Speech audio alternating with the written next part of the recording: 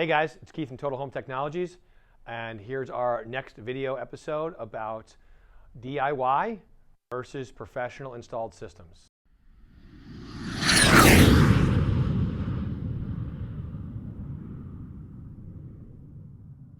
So once again, DIY versus professionally installed systems.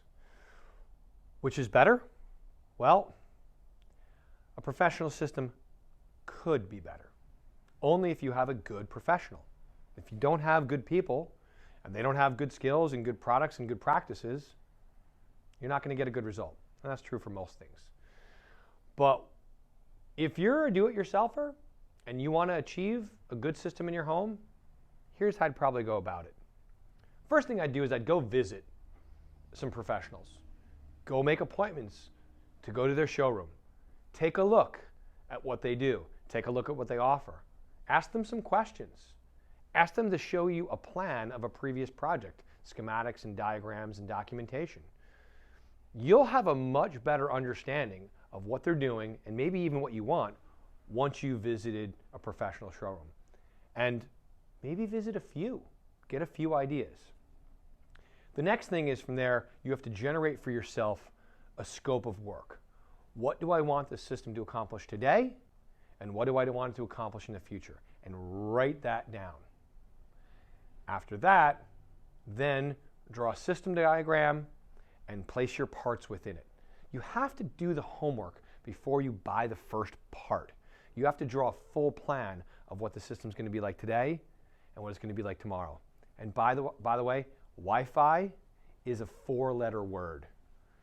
If you're going to build your own system, get really good networking. You may have to farm that part out. Not too many people have the skills and the talent to do professional grade networking. And if you're going to do home automation, you need a really good network. Recognize early on, if you're not a network professional, that that's something you might have to have done by somebody else. Wi-Fi is for things that walk around. They're great for phones and laptops and tablets. But if it's a part of your home, it's not a good idea to have a TV on Wi-Fi. How do you think you're going to ever get 4K or any good resolution at all if you're doing it over Wi-Fi? It's just not going to work that well. And remember, if you're doing a DIY system, you are the CTO of your home, right? Every time something doesn't work, it's going to come back to you. So you have to understand it and have a plan ahead of time. And the last thing I would say is to determine a well-designed system, whether it's done by a professional or do-it-yourselfer, is does the system operate with little or no instruction? And I would focus on really no instruction. Can you hand somebody the remote, or can you put an app on the phone, and can anybody use the system without really telling them anything? If you've achieved that, you've achieved a well-designed system. These things are challenging on a do-it-yourselfer without professional tools. Not impossible, but challenging. So make a plan, know your weaknesses, then execute. So professional systems. We're going to talk about in another video how to find the right professional for you if you decide to go down that road. But talk about some of the things that I believe that we do at Total Home is important for a professional system. The first thing is, there's an app for that is probably one of the worst things that's ever been said in home automation. You shouldn't need a phone to live in your home. Having an app for your audio and an app for your video and an app for your lighting and another app for your lighting and an app for your garage doors and an app for your deadbolts, and we call that death by 1,000 apps. Every one of them needs their own login. Every one of them has their own password. Maybe some of them work together. Maybe some of them don't. It just makes it really difficult.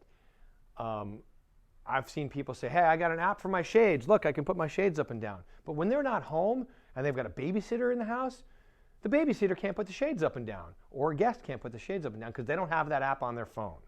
And they don't know which one it is. And even if they did, they don't have a login for it. And even simple things like volume control in a room. You're having a party or your phone rings and you want the music to go up or down, right? You've got all sorts of speakers in the room, maybe all sorts of speakers throughout the house. Can you use your phone? Of course you can. Should you have to use a phone? You shouldn't need a phone to live in your home. Maybe you've got a touch panel on the wall. Cool. Or maybe there's volume controls on the bottom of every light switch where you can just press volume up and down right here. If there's music playing, whether it's music or the TV sound, whatever is playing in this room, you can just put the volume up and down right here. Things should be simpler. You should be able to just touch something and it does what it says on it. Apps, especially when you have lots of them, make it really complicated. And remote controls, you know what? To watch TV, most people I talk to, including myself, they like to have a good old-fashioned clicker to watch the TV. Using an app on your phone to change channels, it's not so much fun. So, death by 1,000 apps. Professionals do well-designed systems. We map out our systems ahead of time. Ask a professional to look at a plan. You'd be surprised how much detail goes into it. If you guys have any other questions, you guys have professional or do-it-yourself systems installed, let us know which ones you like. Let us know which ones you don't, and let's get some comments down below. Thanks a lot, guys.